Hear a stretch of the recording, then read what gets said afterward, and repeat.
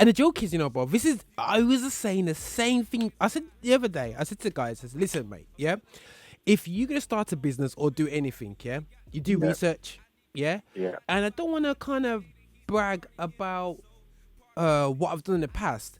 But if anyone's going to emulate anything in this YouTube footage to kind of prove the point, and you want 700 people into an independent gospel rap show, yeah? Mm-hmm. Message me. Yo, Roger, Yeah. what the score is.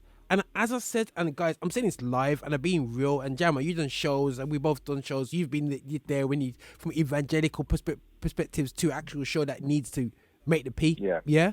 Cover its cost. I've done shows with over 2 venues alone, clocking 1,500 when people said like, yo, you can't do this in urban gospel. But there's no money in it. You know what I'm saying, guys? You know what I mean? So before you start to jump on these bandwagons, I'm telling you now, if you're doing it to make, if you're working at how much you're going to make, people just don't say that we're Christians. Step off, man. That's not your game. You know what I mean? Because if it comes, it'll come either directly or indirectly. Trust me on that one. Yeah? It will come. Yeah. But if you're looking for directly, I always say to somebody, go and do a Jay-Z show. I can guarantee money with that one. You know what I'm saying? But I cannot guarantee that with any UK or US act. You know what I mean? Whether it's Lecrae to Jim Blogs around the corner, I can't guarantee a crowd. Well, this is it. Do you know what I mean? And when you're talking A-listers in terms of gospel, Lecrae, their fees, you'll be shocked at their fees and the things that they demand. So obviously, you want to draw a crowd, and you're going to be looking at those artists to draw a crowd. But then you're going to obviously looking at the crowd and the people that are going to be coming to make your money back. And again, people want value for money, and I think again those are things that we can look at in terms of gospel artists who want to charge, or promoters who want to put gospel artists on a bill. They haven't even got an album, and they want to charge £15. You're like, why would I do that? So there's so many different elements to, we're just talking about events. Obviously, that is the heart, that is the core and the heart of a scene. The events, there's the things that work around that, but the events, you know what I mean? So again, if people are looking to put on events, you've got to be looking at it long term. You've got to be looking, because the scene has changed so much. You really are starting from the ground. You're starting from the ground. You know what I mean? You're not going into something that's already there or has strong infrastructure, or you can just tap into a market. It doesn't work like that no more. Back in the day it did, but not anymore. Not anymore. And I know we're touching the subject. I'm not going to mention the artist's name, yeah? Now, I inquired the other day. Now, believe it or not, I still inquire about American artists, yeah? Now, not the case that Americans don't come and fill up my inbox, please, yeah? Because the deal's going to be right anyway, yeah? So one of my colleagues, my negotiating lady, I don't want to get involved, get in trouble, yeah? But not mention no names. This is the ridiculousness. I have to say ridiculous, yeah? And we're on a level now. We're just talking as guys in the scene. You said, right, you've never been to the UK. Do you want to come to the UK? So the artist goes, of course I want to come to the UK. Here's our rider, yeah? When you're seeing, bro, for an artist that's never been to the UK, yeah, but I can't even say that you've listened to his album, yeah. I can't guarantee anything. He's not getting plays all the time. He is he's in between a singer going into the rap kind of urban, but hardcore urban scene anyway, yeah. Very good artist, very good product, but he's got no fan base in the UK. He's asking for $2,500 US. For 2 tracks. And expenses. How many tracks? 2 tracks. 2 tracks? Yeah. So, and expenses. So you have to pay for his travel on top of that. Now, so you want a plane ticket? Yeah. A hotel? Yeah. Food? Yeah. Travel? Yeah. A mic check and a sound check? Yeah. And to me... For 2 tracks, and they must think I don't know if they think we're Muppets here. I just said to I just laughed, and then they said, if you want half an hour, 4.5, going to 5, And I'm like, I'm like, yo, dude, you should be paying me 4.5, 5 for promoting your stuff. But anyway, that doesn't matter. But guys, that's the pitch.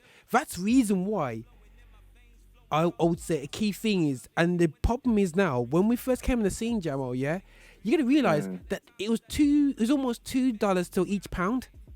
Yeah. So we was like this, yeah, man. We're in a strong position. Yeah. Plus flights to America was dirt cheap back then. Yeah. Guys, and economics is that we don't get paid much more than then, but the reality show is we can't charge as much as we did back in them days. But yet people are expecting way more costs. It's not going to happen. Yeah. Something's going to crash. You know what I mean? Yeah. So my encouragement, if an American artist or promoter listening to our conversation, to realize that, you know what, it's either if you're coming over to the UK to spread the gospel, don't come over here to make any money. Simple as that. Yeah. You have a great time, a great experience, meet great people, and you're going to develop a fan base over here and connect with a great set of people. But apart from that, and all to do is for somebody with no experience, take the money off them, and then they'll never do a show again after that because they never made the money back. But if they asked us the question, we would have said not to do it. And that's again just another difficulty, another barrier that the scene faces and has faced. Do you know what I mean? So promoters, knowing that they're gonna, most promoters starting off, and you know this, Roger. We've both been there. Yeah. You are happy. You will go into it just knowing if I break even. If I break even, that's a good night. Show. Yeah, man. You're smiling at it. You're smiling. You know what I mean? Man. You got home. Even for the love, bro. You'd lose. If I lose £200, I'm cool. Yeah, you're cool with that. Yeah.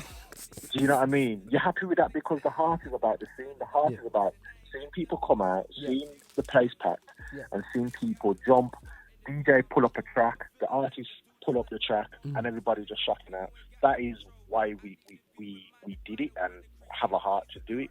But when you're talking about stories like that, and we've both come across them, an artist who wants and demand, it doesn't help. It doesn't help the scene. Do you know what I mean? Because we then have to pass the cost down to the people coming to watch the event, and if they don't feel they're getting value for money, then they don't come out. So we're just on a cycle.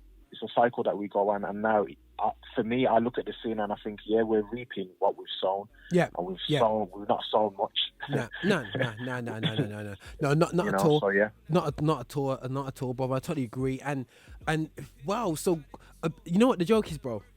I was looking for some hopeful talk today, but the reality is that we were just doing some real talk. And I would say to young artists, promoters listening in, that trust me, and Jamo is not a million miles away. Check us out on Facebook, hit us up. You know what I mean? Send us your music. You know what I mean? Holler us. Don't pretend that there's nothing. And something I spoke to Wisdom about before on the show, bro, is that sometimes people go on like the scene they just invented the scene 2 years ago. Yeah. Sorry, mate. You know what I mean? The scene was not made over the past 2 years. You know what I mean? It's been going on for a minute. Yeah. So not even I'm gonna go on. I know a lot of people around me at the time when I was doing GR Live. I will never forget. There was like going, yeah, man, we're gonna do things on the scene. And I said to Pastor Ephraim, to be honest, I said to him, bro, it's you mans that kind of were like the flag bearers. I don't want to be known as no flag bearer. I'm just a guy who's kind of like from your seed that you sowed into bringing over cross movements originally, taking care of them in your house. Yeah. They now have a foothold in the UK. You know what I'm saying?